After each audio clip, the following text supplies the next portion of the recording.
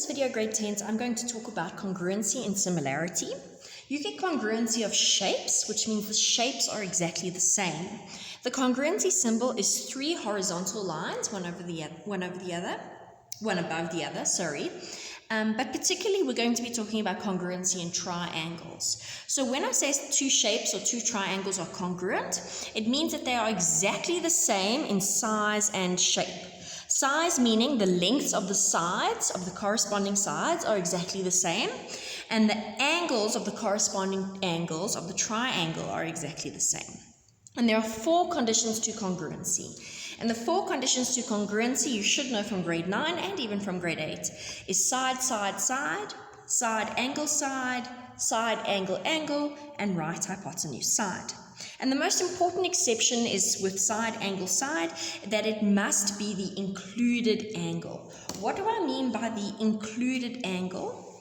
Well, if I'm talking about a triangle, let's just try and draw a scalene triangle. And I'm referring to this side and this side when I'm proving congruency.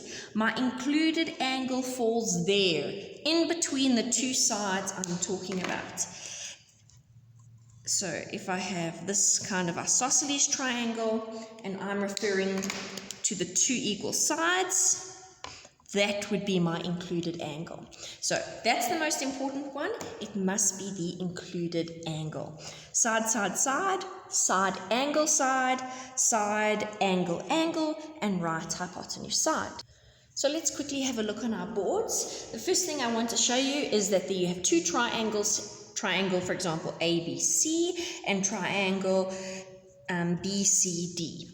Now, in these two triangles, can you see they're exactly the same? How are they exactly the same? They have exactly the same lengths, all three. Let's measure. They both pass through this diameter of the circle. Again, the circle is not really relevant. I'm just using the board to show you. They have 22 centimeters and 22 centimeters in the other circle because they have the same diameter. They have that line in common, remember, grade 10s. They share the line. It's exactly the same length no matter which triangle you look at. So we've got 22 centimeters over there. Then we have about 16 centimeters on that side, and when I look here, again, same length, about 16 centimeters on that side. Corresponding sides, look here, I have 16 centimeters there, and I've got the 16 centimeters there. So these triangles are exactly the same. And because they have two sides that are 16 centimeters each, these are isosceles triangles. And it works for anything. If I had to move this triangle 3 pins up, 1, 2, 3, all of a sudden I've changed the length of two of the sides of the triangles. Can you see how they're no longer congruent? This definitely has a longer side than that side, but this side is definitely longer than that side.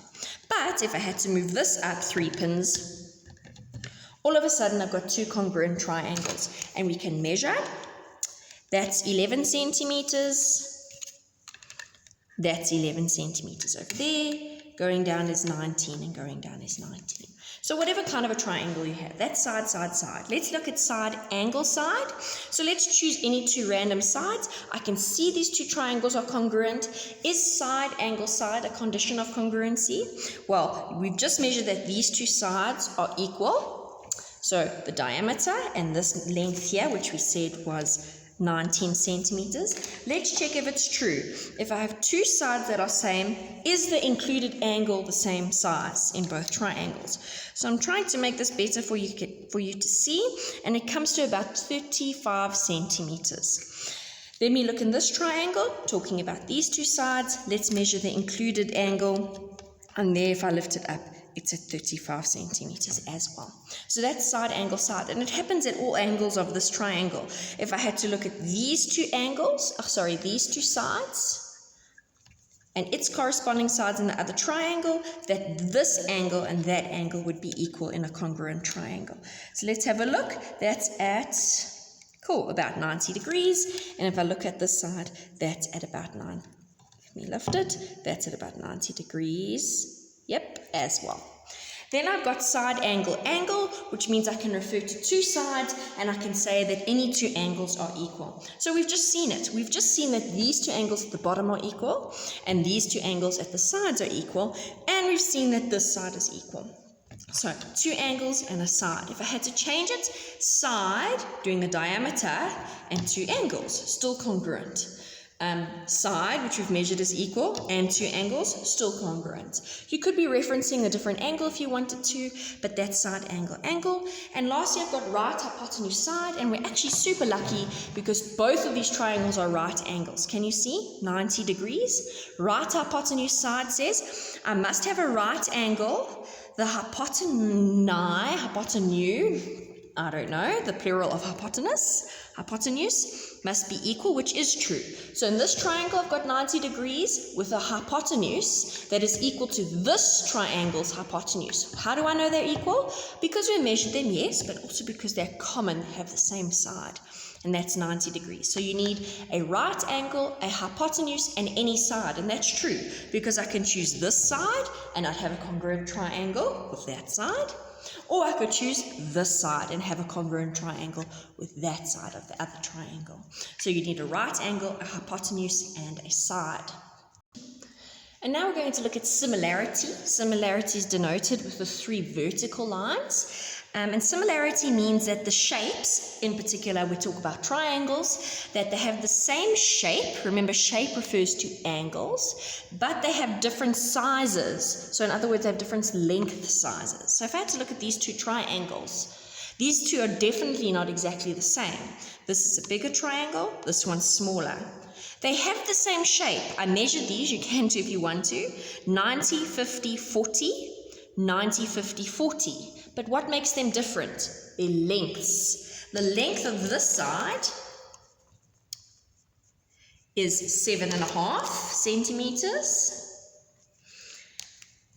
And the length of the hypotenuse is 9 centimeters. And the length of the bottom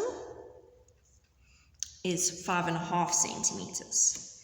Let's measure our blue triangle. The length of our hypotenuse, I wonder if you can guess it, or not, is going to be 6 centimeters. Not guess, I don't know why I said that. The length of that side is going to be 5 centimeters, and the length of my bottom side is going to be 4 centimeters. So let's see the comparison of the sides. I just want to check that I measured, because I remember with this one I measured from corner to corner, but this one corner to corner is 6, not 5,5. So let's compare their lengths. I'm always going to compare, not always, but you can do big over small or small over big, but I'm going to compare the big triangle over the small triangle. So let's see. If we had to label this triangle A, B, C, and the blue triangle D, E, F, some of you know this is the froggy hop. Let's compare line AB over its corresponding side, DE. Should be the same as line AC over its corresponding side DF, which should be the same as 6 over its corresponding side. It should be the same as BC over its corresponding side EF. So I've taken corresponding sides and I'm seeing AB is 7,5 over 5. Should be the same as AC, which is 9 over 6, which should be the same as BC, which is 6 over 4. And if you had to put that into a calculator, I can guarantee you that for each of these, you get 3 over 2. Is this a coincidence that this ratio between the sides is the same? No, it's not. That's what happens in similar triangles. They have the same angles, different sizes, but their lengths are in proportion. The corresponding sides' lengths are in proportion. What do I mean by corresponding, by the way? I'm not going to compare this hypotenuse with DE. I must compare the hypotenuse with the hypotenuse. Does that make sense? So wherever the angle refers to, so AC lies between 40 and 50, that means I must correspond it with the line that lies between 40 and 50 degrees in the smaller triangle. So same here, the line between 90 and 50 must be compared with that line between 90 and 50. Sorry, I diverged. So is that a coincidence that the ratio comes out the same? No, because the angles are the same, but the lengths, the corresponding lengths are in proportion. That means each of these sides and each of these sides have been multiplied or divided by the same ratio. Because I want to keep the shape, but I'm just changing the sides. And I can't multiply or divide this by 2 and divide this by 3, for example, because then I would change the shape. They all have to be multiplied or divided by the same to keep the shape, but just simply change the length. And how do I find out what they've been multiplied or divided by? I do the froggy jump where I compare the corresponding sides. If I'm going from bigger to smaller, I divide, and if I go from smaller to bigger, I multiply by the ratio.